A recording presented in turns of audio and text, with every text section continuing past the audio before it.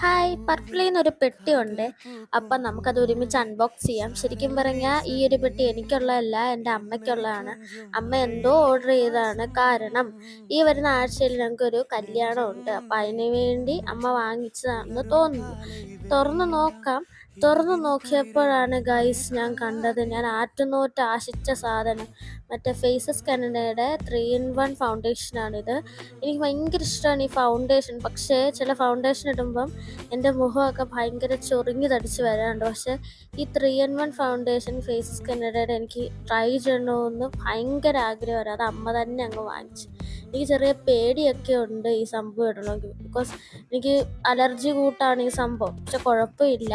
ഞാൻ കുറച്ച് എമൗണ്ട് എടുത്തിട്ട് ഞാൻ എൻ്റെ കൈ തേച്ച് ഞാൻ കാണിക്കാം.